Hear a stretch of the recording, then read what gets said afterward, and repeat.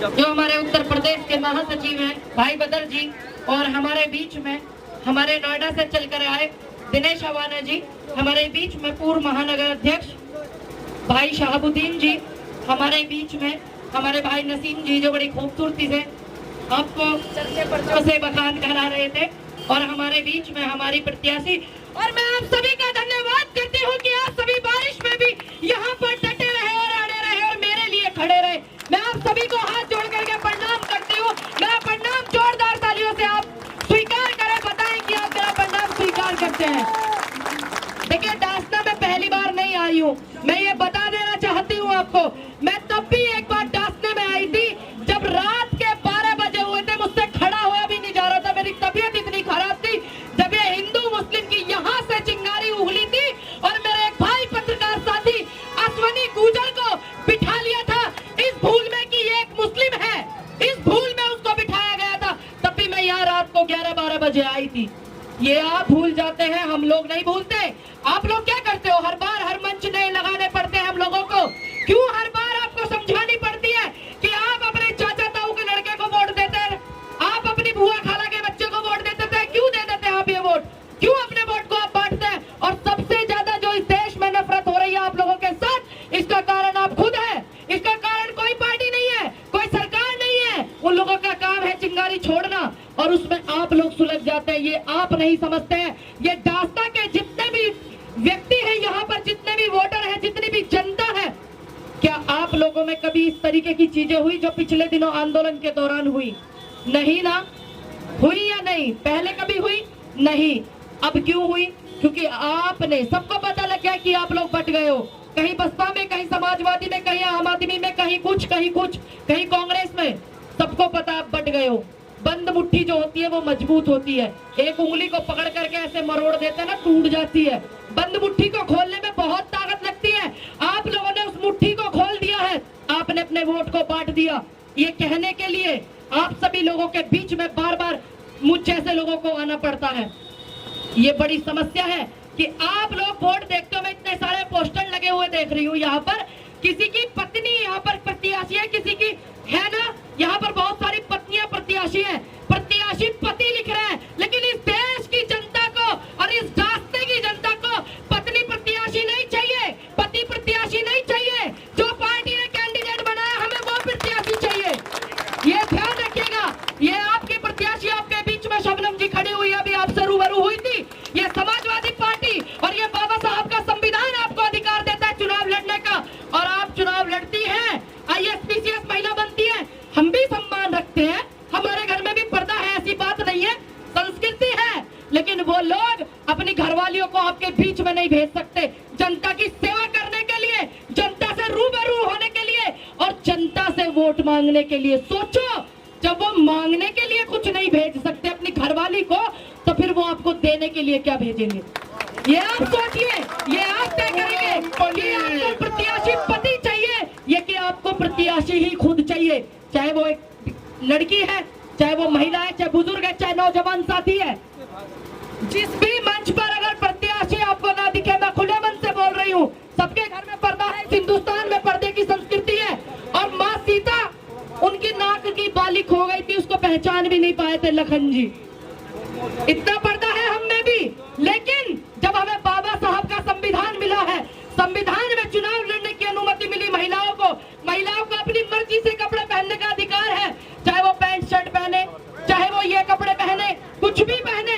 जब इसका अधिकार आपको संविधान देता है, चुनाव लड़ने का संविधान देता है, महिलाओं को IAS PCS बनने का देश की प्रधानमंत्री इंदिरा गांधी जी रही थी, ये संविधान आपको देता अधिकार। तो फिर वोट मांगने को नहीं आओगे भाई? तुम कहीं को नहीं आओगे वोट मांगने? ये भी पूछने का अधिकार है जब भी कोई आपके घर पे आए वोट मांगने के लिए।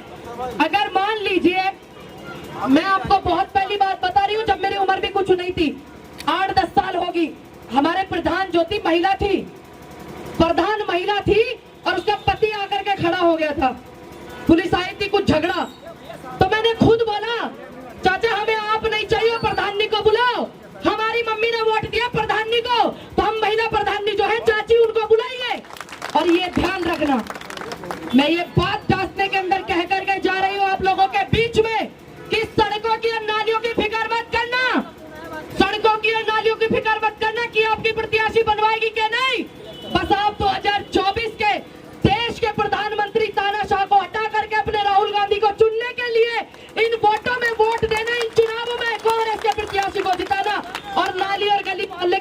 सफाई तो मैं अपनी प्रत्याशी से खुद करवा दूंगी।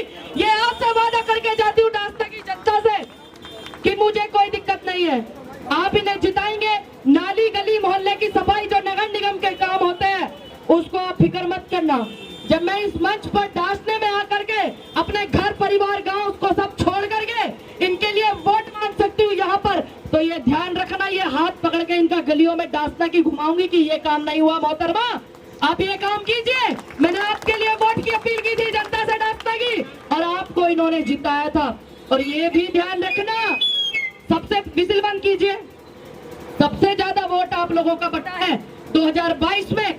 आपने इसलिए सोचा क्योंकि आपको मौजूदा सरकार ने सोचने पे मजबूर किया कि हमारी फाइट तो समाजवादी से है, हमारी फाइट तो बसपा से है। फिर आप लोगों ने वोट डाला, आपने छल कर दिया कांग्रेस के साथ में। आप अपनी भूल को सुधारिए, ये मौका है आपके साथ। समाजवादी के पार्टी के नेता, और जब आपके डांसने में चिंगारियां उभरती हैं, आपके डांसने का एक भी नेता नहीं आता। और मैं कांग्रेस की कार्यकर्ता हूँ और किसान आंदोलन के दौरान से आपकी आवाज उठाती हूँ और किसान आंदोलन के बाद जब मैंने पार्टी ज्वाइन किया तब से आपकी आवाज उठाती हूँ। इस देश में मोहब्बत बांटने का काम करती हूँ, क्योंकि कांग्रेस से मोहब्बत सीखा, अपने परिवार से मोहब्बत सीखा, अपने गांव समाज से मोहब्बत सीखा। और ये ध्यान रखना, इस चिंगारी में जब आप लोग झुलस रहे थे तो आपके बीच में समाजवादी या बसपा के कोई नेता नहीं आए थे। हम जैसे लोगों ने, नसीम भाई जैसे लोगों ने, दिनेश अवाना, शहाबुद्दीन जैसे लोगों ने, भाई बदर जैसे लोगों ने आपके बीच की आवाज उठाई थी। ये ध्यान रखना, तमाम वो पत्रकारें जो निष्पक्ष पत्रकारिता करती हैं उन्होंने आपकी आवाज उठाई थी। तो आप लोगों से हम वोट मांगने आए हैं, आप हमें वोट जरूर देना। क्यों? क्योंकि हो सकता है आने वाले समय में ये अधिकार भी हमसे छीन ले। ये ध्यान रखना आप लोग। यहाँ से आप नींव धरिए 2024 में राहुल गांधी को प्रधानमंत्री बनाने के लिए। अकेले मेरे नेता प्रियंका गांधी राहुल गांधी से डरते हैं। देश के तानाशाह जो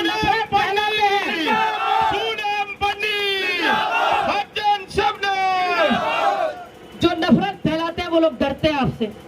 ये ध्यान रखना, क्योंकि मैंने सीखा अपने बुजुर्गों से, मैंने अपनी माँ से। हमारे बीच में एक महिला ऐसी भी है, राकेश ढाका जी, उनसे, बहुत लोगों से, बुजुर्गों से सीखा मैंने कि जिसका ज़मीर जिंदा है और जिसकी इंसानियत जिंदा है वो सनातनी है, और जिसका ईमान जिंदा है वो मुसलमान है।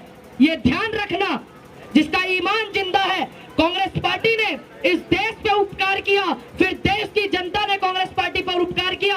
अब माहौल जो है आप देख रहे हैं, नफरत फैलाने का माहौल। आप लोग अपने वोट बांटते हो, इसलिए सबसे ज्यादा नफरत किसके साथ हो रही है 2014 के चुनाव के बाद? बताइए आप, किसके साथ हो रही है? आपके साथ हो रही है? नहीं हो रही है ना? या यहाँ सुकून में महसूस हो रही है ना? बोलते क्यों नहीं हो? फिर हो रही है ना? फिर आप इस बात को अगर नहीं समझोगे, आप अपने ईमान को जिंदा रख।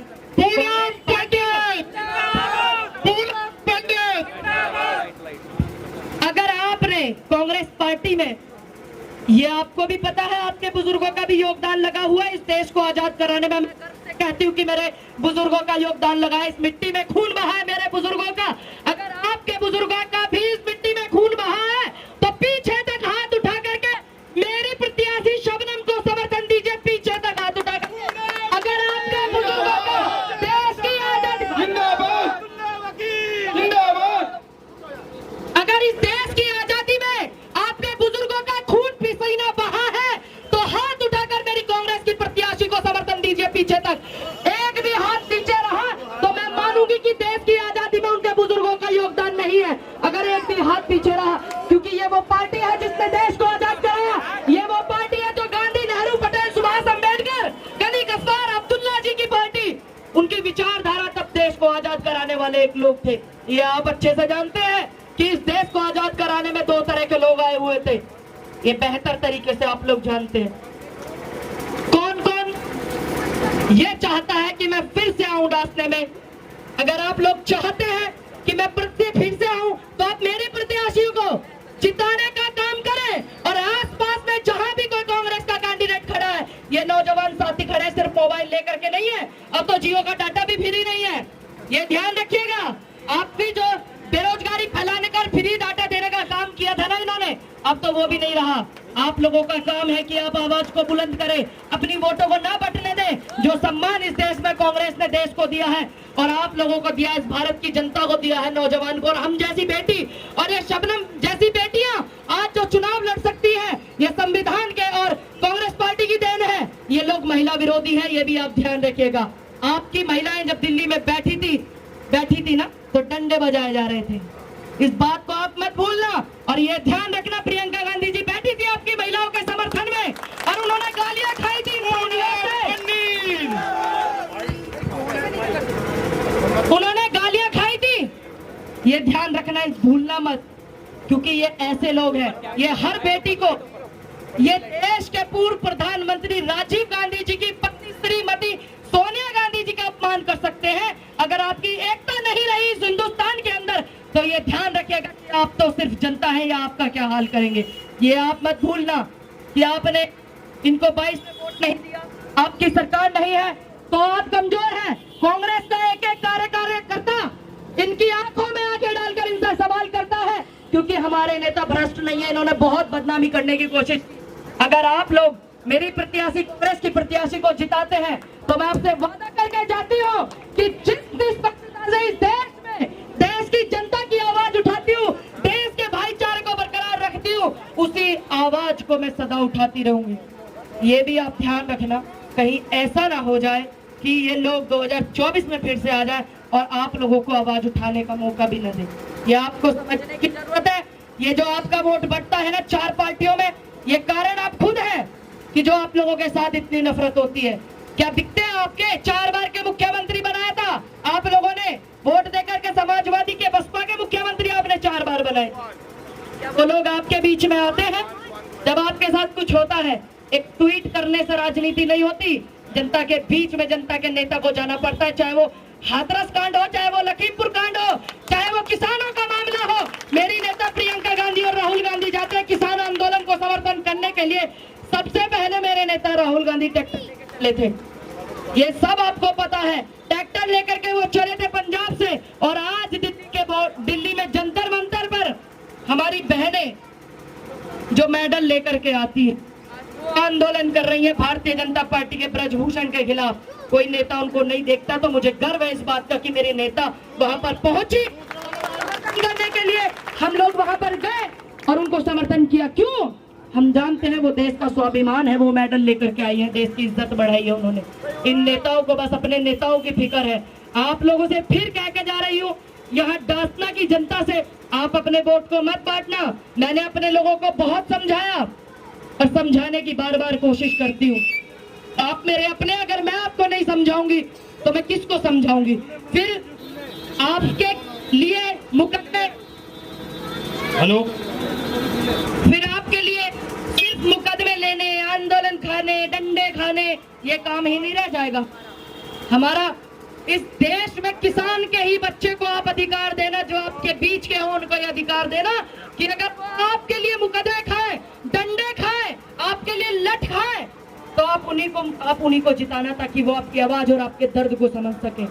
मैं आप लोगों से निवेदन करती हूँ, आने वाली 11 तारीख को मेरी प्रत्याशी शबनम और हमारे भाई अब्दुल्ला जो उनके पति हैं, वो मिलकर के, मुझे इस बात का भी बहुत गर्व है कि उन्होंने अपनी पत्नी को आगे किया, आज वो मंच पर लेकर के आए हैं।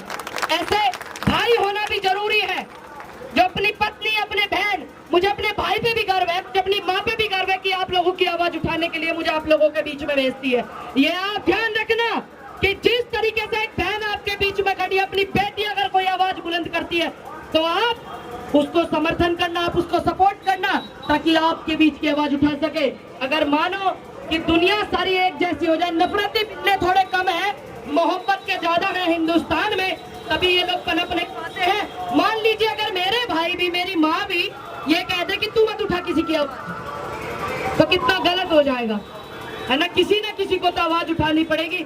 मैं अब्दुल्ला भाई का भी धन्यवाद करती हूँ, उन्होंने अपनी धर्मपत्नी के कंधे से कंधा मिला करके साथ खड़े होकर के अपनी पत्नी का साथ दिया और सहयोग किया। और आने वाली 11 तारीख को जब आप इनको जिताएंगे, वोट डालेंगे, तो वो हर चीज याद रखना कि आपके नेता अगुवाई करने वाले, उनके साथ क्या क्या हुआ है, सरकार ने क्या किया है, समाजवादी पार्टी के नेता नहीं जाते, बसपा के नहीं जाते, हम जैसे लोग जाते हैं, हम जैसे लोग आपके लिए बोलते हैं। ये आप ध्यान में रखना। अगर आपने 5 तारीख को योगी जी आ रहे हैं यहाँ पर, वो आप ये तय करने आ रहे हैं कि आप अपना वोट कहाँ डालोगे, ये तय करने आ रहे हैं कि वो आप अपना वोट कहाँ डालोगे, ताकि वो आपके वोट को बांट जाए हिंदू मुस्लिम में। ये ध्यान रखना, आप उनके वोटों में मत बंटना। जिस दिन आप अपने वोट को अपनी मर्जी से कांग्रेस पार्टी के लिए डाल देंगे, ये ध्यान रखना, ये मुकम्मल हिंदुस्तान है, ये वही होगा जैसा हम चाहेंगे, जैसा जनता चाहेगी, जैसा संविधान चाहेगा। हम लोग जैसे प्रेम भाव से रहते हैं, इसका एक ही तरीका है कि यहाँ से आप नगर पंचायत के अध्यक्ष चुनाव जिताएं मेरी प्रत्याशी को, और फिर 2024 की नींव को मजबूत करें। आप लोगों से बार बार अपील कर रही हूँ कि आप अपने वोट को मत बांटना, वरना हम जैसी बेटियां भी आपकी आवाज उठाने के लायक नहीं रहेंगे। ये आप ध्यान रखिएगा, आपसे अपील करके जा रही हूँ, और आप लोगों से वादा भी करके जा रही हूँ कि मैं वादा खिलाफी नहीं जानती हूँ, मैं वादा खिलाफी नहीं जानती हूँ, तो मुझे वादा खिलाफी पसंद भी नहीं है। अगर आप लोग मेरी बात से सहमत है तो आप मुझसे वादा कीजिए कि आप मेरी प्रत्याशी को वोट डालेंगे और डलवाएंगे हाथ ऊपर करके। और ये ध्यान रखना, मैं वादा खिलाफी नहीं करती हूँ, ना मैं जानती हूँ, ये ध्यान रखिएगा। मैं आप लोगों से बहुत धन्यवाद करती हूँ आप लोगों का कि आपने मुझे इतने अच्छे से सुना, और इतनी बारिश में भी आप लोगों ने इस पंचायत को